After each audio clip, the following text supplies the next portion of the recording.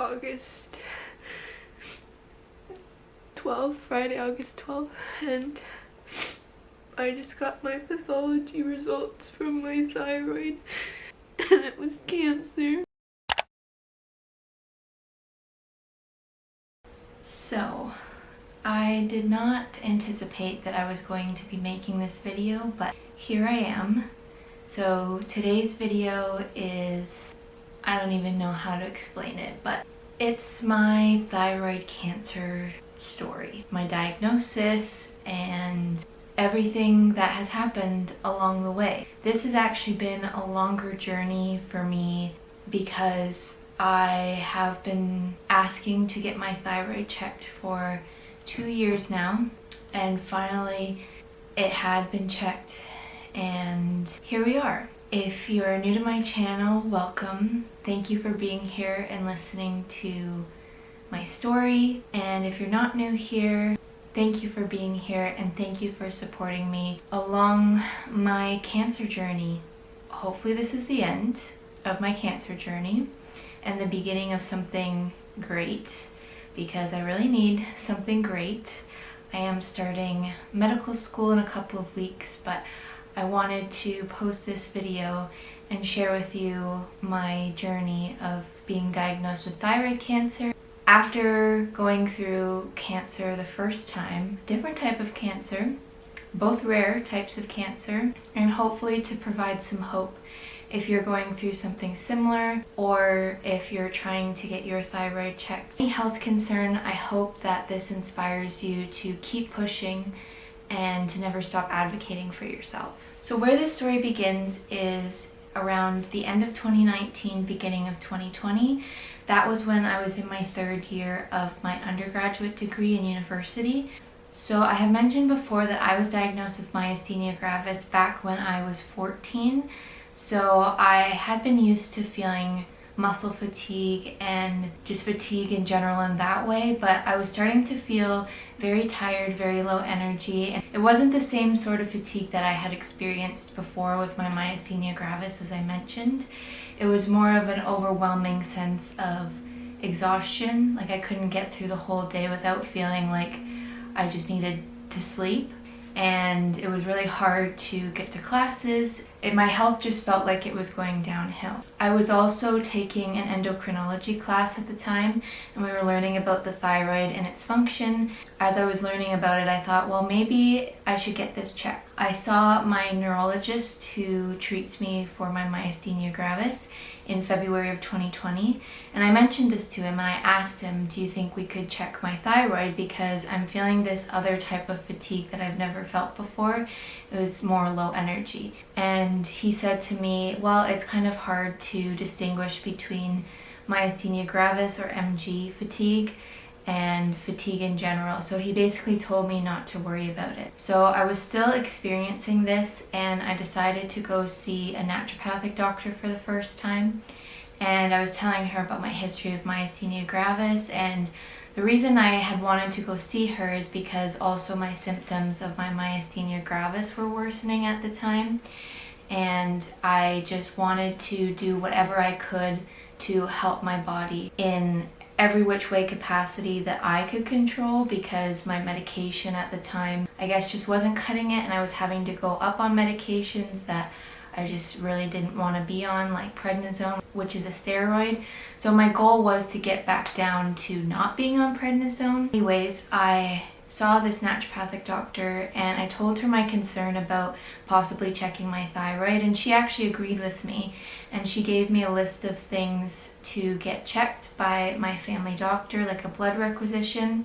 So in Canada, blood work from a naturopathic doctor isn't covered, but if you go through your general practitioner or family doctor, then it is covered. So I went to see my general practitioner, my family doctor, and I had spoken to my neurologist again after I saw my naturopathic doctor, and I told him what she said, and he finally agreed, okay, that might be a good idea to check your thyroid levels. So I got my family doctor, general practitioner, to check my blood work, check my thyroid stimulating hormone, my T4, T3, the thyroid antibodies, all of that.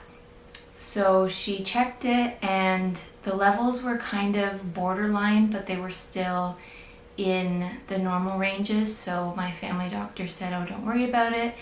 And I sent the results to my naturopathic doctor, and she said if she was the one that told me that they're kind of borderline, and if I still continue to experience these symptoms of feeling just really tired and drained, to possibly get a thyroid ultrasound. So at that point, the thyroid ultrasound, my family doctor didn't deem necessary, or she didn't order, so that was that.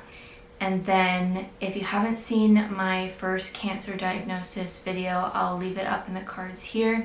But in January of 2021 is when I was diagnosed with embryonal rhabdomyosarcoma in my uterus. And that was a very, very scary time for me. I attributed all of the tiredness and everything to possibly that cancer coming into fruition and growing inside of my body. So I kind of just left the thyroid thinking, okay, it's fine. So then I went and did fertility treatments because I had to go through chemotherapy and radiation with the embryonal rhabdomyosarcoma, and I wanted to freeze my eggs. That was really important to me. So during my egg freezing, I did what's called cycle monitoring, and I also have a video about that. If you want to check it out, I'll leave it up here, or maybe I'll leave some links to some of these related videos in the description box. If you're new and you want to learn more, I'll leave them down there as well. So an aspect of fertility treatments is cycle monitoring. So you go, you do blood work, you do a transvaginal ultrasound, you see the doctor, you see the nurses, they give you the medication that you have to inject, and then it continues on like that for a number of days. So I got my blood work done one day, and the fertility specialist said that she suspected that I had hyperthyroidism because some of my levels were off. But then she was a bit confused because she said, you're very calm. And she said a lot of people with hyperthyroidism, they're kind of all over the place. But she said, you're very calm. So she decided, okay, we'll just wait and we'll take your blood work again another day and see what happens. And they did that and it leveled out. Maybe it was just all of the stress that I was under with the fertility treatments and having the cancer diagnosis and worrying about chemo and radiation and all of the unknowns at that point. So then I got a PET scan done in February or March when I was transferred to Toronto because my local hospital, as I've mentioned before, wasn't equipped to treat my first cancer, the embryonal rhabdomyosarcoma, because it was so rare. So I went to sarcoma specialists at one of the hospitals, the cancer hospital in Toronto. So I had a PET scan done, and what came up on my PET scan was a nodule on the right lobe of my thyroid. Now in the report it said that it could be followed up with a fine needle aspiration.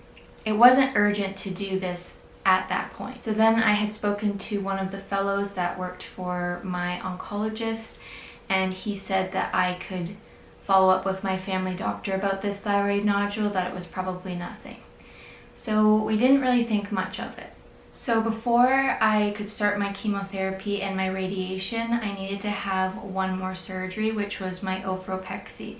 So this surgery was to relocate my ovaries. So now my ovaries are higher up because they wanted to move them so that they wouldn't be radiated by the radiation. And if they were in that location, because I got radiation on my pelvis, if they were still in that location, then I would have gone into menopause. So it was to prevent menopause. That surgeon, she is the one that I have to thank, because after that surgery, she went, spoke to my mom, told my mom that everything went well with the surgery, but she was a little bit concerned with my history of cancer, of the thyroid nodule that was found in my PET scan, and she wanted to send me to one of the other Toronto hospitals to an endocrinology surgeon to get it checked out. So she was the one that referred me to my endocrinology surgeon, and in the next few months I was scheduled to see her and to do my first fine needle aspiration biopsy. So when she did the first fine needle aspiration, she also sent me for a thyroid ultrasound just to get a picture of what we were dealing with. So when I first met with my endocrinology surgeon, she basically broke down the statistics, and she said that there's a 95% chance that this nodule is benign and there's a 5% chance that it's malignant, meaning cancer. She wasn't too concerned about it, and she said even if it is cancer, it's going to be nothing compared to what you've gone through before. So she did the fine needle aspiration. I waited a couple of weeks, and then she called me and she told me that the fine needle aspiration results were follicular cells of undetermined significance, which means they can't deem it as benign and they can't deem it as malignant. So she said in a couple of months we're going to do another fine needle aspiration. She did tell me before the first fine needle aspiration was performed that sometimes they're not able to get an accurate sample, and sometimes they'll have to repeat the fine needle aspiration. So at that point I just figured that maybe they didn't get the correct sample. I went again for my second fine needle aspiration biopsy, and then I waited. And when I got the results back, it was the exact same thing, follicular cells of undetermined significance. And she said to me, don't worry, she said, if it doesn't grow, we can keep it in there. If it does grow, then we're going to have to remove it, but let's wait and do an ultrasound when you're done with chemotherapy. I finished chemotherapy in March, so on March 22nd, I went and saw my oncologist, and she gave me the all clear. She said that I was officially cancer-free and to celebrate, have a party, everything, and that was also the day that I was able to ring the bell. So my chemotherapy, I was doing oral chemotherapy at that point towards the end of my chemo journey, and I was on my last couple of pills, and I really wanted to ring that bell, and I did ring that bell, and it felt really good to ring the bell and know that I was done chemotherapy, but there's still a part of me that felt like I don't feel like I'm finished yet. And I was really trying to be very optimistic, and then I also chalked it up to, you've been through so much trauma with going through cancer at such a young age, and it's going to take some time to really believe that you're cancer free. So I just took it day by day, and I soon felt a sense of relief. So on that day, March 22nd, I got another thyroid ultrasound, and I waited a week for the results. So a week after I was told I was cancer free, I got a phone call from my endocrinology surgeon, and she told me that my nodule had grown. It hadn't grown super large. It ended up being around 1.9 centimeters, but she said because it has grown, it was only like 1 centimeter or 1.5 centimeters. She said because it's grown, it needs to come out. And at this point, I had processed that I was cancer free, and now the potential that this could also be cancer was very scary, and I really didn't want to have another surgery. I was going to be starting school, and I wanted to start working. I hadn't started working yet. I hadn't found a job yet. It just kind of threw a whole wrench into my plans. So I had a discussion with her, and she said, I'll let you think about it. She said, your body's not ready for surgery right now, because I had just finished chemo. My platelets were still very low. And she said, I'll give you a couple of months just to think it over. She said, you could do this surgery later on, but she said it's not a matter of if you need the surgery, it's a matter of when to do the surgery. Nodules can grow very slowly, but she said it's going to need to come out at some point. So then I was thinking, well, I don't want to be in the middle of school and it grow so much that I really need to get it taken out and then I have to miss school. So I ultimately decided I wanted to have the partial thyroidectomy. And the implications of this is half my thyroid would be gone. They have to take the whole lobe out in order to do the pathology report. So I would only have half of a thyroid, and I could potentially be on medication for the rest of my life to compensate for the loss from that half of my thyroid, because your thyroid's involved in so much hormone regulation.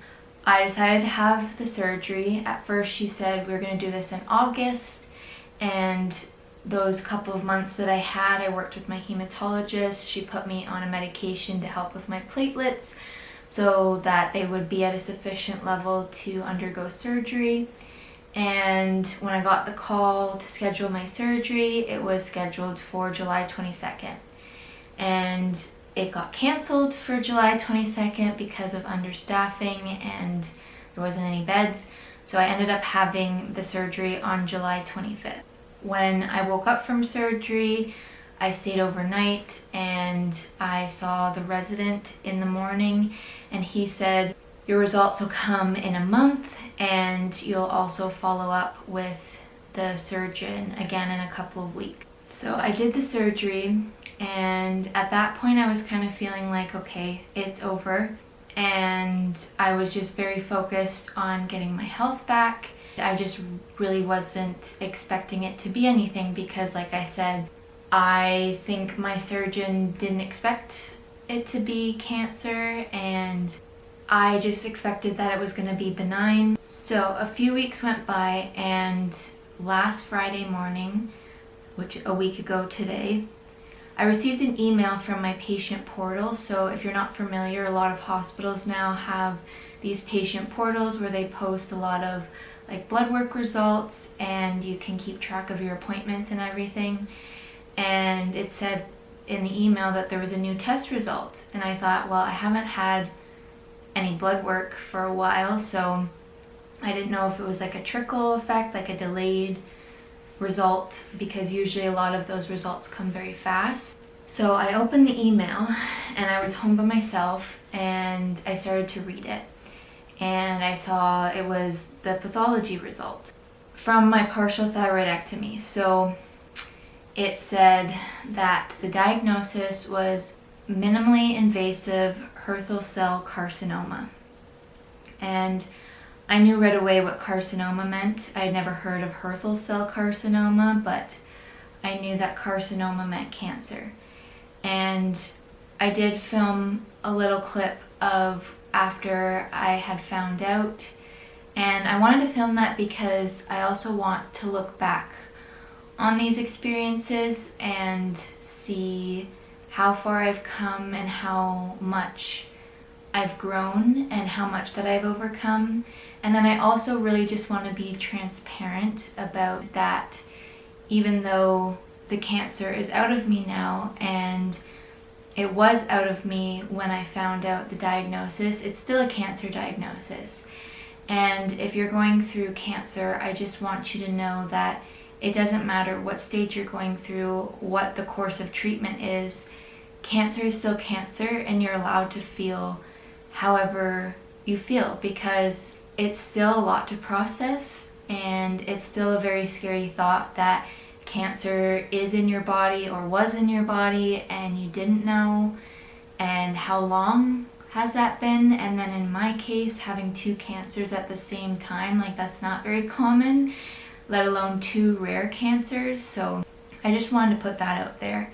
But I really sat with the results, and I still don't really know what to think. And I just saw my doctor yesterday, and she said that I don't need any further treatment for this cancer, which is really great news. And I knew that minimally invasive and clear margins meant really positive things, and it meant that it hadn't spread, because I know you're really not supposed to do this, but I do it anyways. I looked up different journal articles, like actually reliable articles about Hurthle Cell Carcinoma, because I am the type of person that I really need to know everything about my diagnosis. I need to know everything when it comes to what the reports say, just so I feel, I don't know if it's feel like I'm in control, but that I'm informed. And I think it's also stemming from the fact that I've had to advocate for myself so much, and I just need to know all the information, all the facts. I am a science-based person and I really love learning, and I just need to know.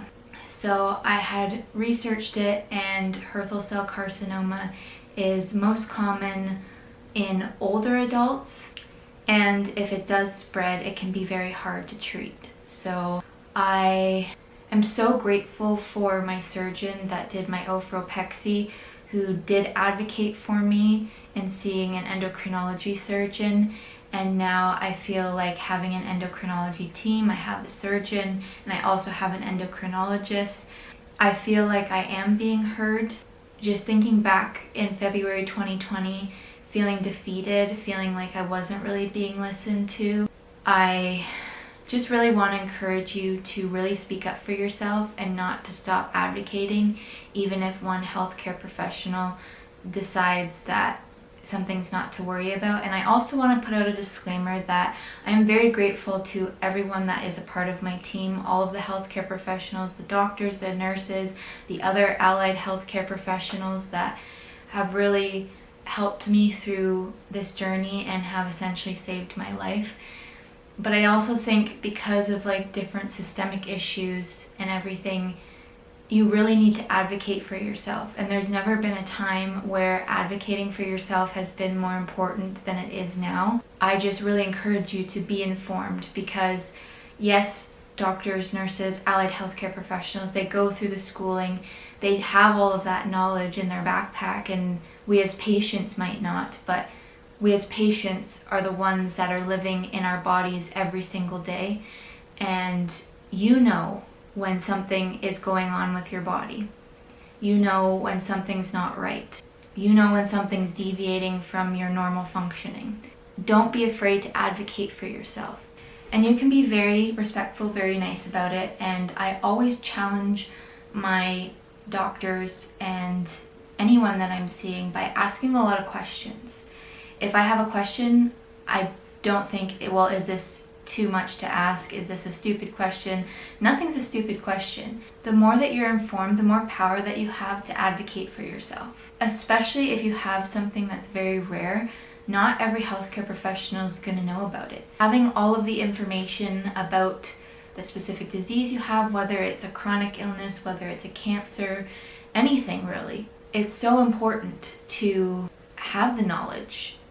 And also to listen to your body, to listen to your gut, because my gut has never been wrong. I knew that there was something going on when I was trying to get a diagnosis for my Myasthenia Gravis. I knew before anybody else knew. I knew a year before I started developing all of my symptoms for Myasthenia Gravis that there was something wrong. And there was. I knew that there was something wrong with my thyroid. I can't tell you how I knew that. It's not like I was super well educated in the realm of endocrinology. Like I mentioned, I only took one course on it. But I knew that there was something else that was going on with my body because it deviated from my normal. And I knew that something was wrong when I was bleeding and in so much pain, so much agonizing pain, because I had experienced menstrual pain and all of those symptoms before, but not in that capacity. And there was something that was going on in my body. There was cancer growing in my body. I just really want to encourage you to be your own voice. No matter how amazing most of my doctors and healthcare professionals are, I am my best advocate, and you are your best advocate. So here's an update of my scar. It's healing very well. I also want to mention too that I am not ashamed of my scars, and I'm actually proud to have this scar because it just signifies that I've gone through so much. I am stronger because of it. It's just a reminder that I'm unstoppable. I know that I'm gonna be okay. Thank you so much for watching this video, and thank you for listening to my story And if you're already subscribed and you have been subscribed for a while, thank you so much for all of your support. It truly means the world to me. And if you're new to my channel and you would like to subscribe, please do so. I do have a lot of exciting videos coming up. I am starting naturopathic medical school and actually seeing my naturopathic doctor for the very first time, and her listening to my concerns and being another advocate for me is one of the main reasons why I want to be a naturopathic doctor myself, because I really am passionate about advocating not only for my own health but for other people's health, because I don't want anyone to have to go through what I had to go through to get my diagnoses, and I just really hope that my story helps anyone who's going through something similar, and to know that you're not alone. My next couple of videos are going to be very, very exciting. I didn't post last week because I just needed to absorb all of this information, but I did vlog. I am getting ready for school, like I said, and that's a whole shopping, getting ready to move, and I'm so excited for what the future holds. I haven't been this excited about something in a super long time, which is very bittersweet but very encouraging, and I hope you'll join me for the ride. Thank you so much for watching. Like I said, if you did enjoy this video, give it a like, and also give me a comment. Let me know how you're doing, and yeah, I will see you in the next video.